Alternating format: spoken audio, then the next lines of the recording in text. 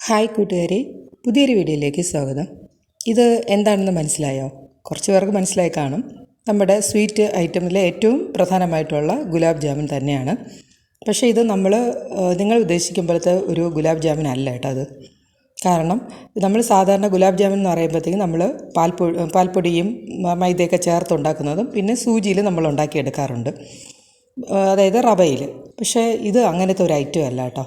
ഇതൊന്നുമല്ല, ഈ രണ്ട് ഐറ്റം അല്ല ഇത് ഉണ്ടാക്കിയിരിക്കുന്നത്.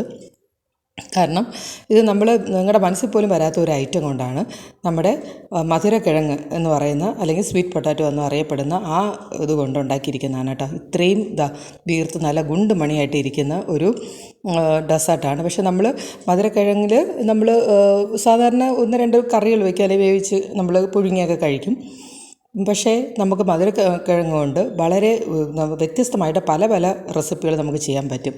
അതിൽ ഒന്ന് ഞാൻ ചെയ്തിട്ടുണ്ടായിരുന്നു, ഒരു പുട്ടുണ്ടാക്കിയിട്ടുണ്ടായിരുന്നു, പിന്നെ അതുകൊണ്ട് ഒരു വട ഉണ്ടാക്കിയിട്ടുണ്ടായിരുന്നു. അപ്പോൾ ഇത് ഏറ്റവും ഒരു ഒരു ഒരു എന്താ പറയേണ്ടത്, ഒരു വായിൽ അലിഞ്ഞു പോകുന്ന അത്രയ്ക്കും ഒരു സ്വാദിഷ്ടമായിട്ടുള്ള ഒരു ഐറ്റമാണ് കേട്ടോ. അപ്പോൾ ഇതിൻ്റെ ഞാൻ ഫുൾ ഡീറ്റെയിൽഡ് ആയിട്ടുള്ള റെസിപ്പി ഞാൻ എൻ്റെ ചാനൽ അപ്ലോഡ് ചെയ്തിട്ടുണ്ട്. അപ്പോൾ അതൊന്ന് കണ്ടാൽ അതിൻ്റെ ഡീറ്റെയിൽസ് ആയിട്ട് ഞാൻ എല്ലാം പറഞ്ഞിട്ടുണ്ട് കേട്ടോ. അപ്പോൾ എങ്ങനെയാണ്, ഏതൊക്കെ രീതിയിലാണെന്നൊക്കെ അത് കറക്റ്റായിട്ട് പറഞ്ഞിട്ടുണ്ട്.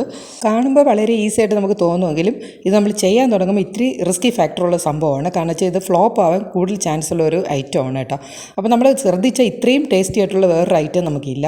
കാരണം വെച്ചാൽ മറ്റ് പാൽപ്പൊടിയിൽ ഉണ്ടാക്കുന്ന ഗുലാബ് ജാമുനൊക്കെ മാറി നിൽക്കും. പിന്നെ കുട്ടികൾക്കാകുമ്പോൾ നമ്മൾ കുറച്ച് ഹെൽത്തി ആയിട്ടുള്ള കാര്യങ്ങൾ കൊടുക്കുകയാണെങ്കിൽ വളരെ നന്നായിരിക്കും. ലിങ്ക് ഞാൻ ഡിസ്ക്രിപ്ഷനിൽ കൊടുത്തേക്കാം. അപ്പോൾ എല്ലാവരും ഒന്ന് കണ്ടിട്ട് ഒന്ന് ട്രൈ ചെയ്യുക, എന്നിട്ട് എന്നെ കമൻറ്റിലൂടെ അറിയിക്കുക. Okay, thank you friends, and also thank you for watching.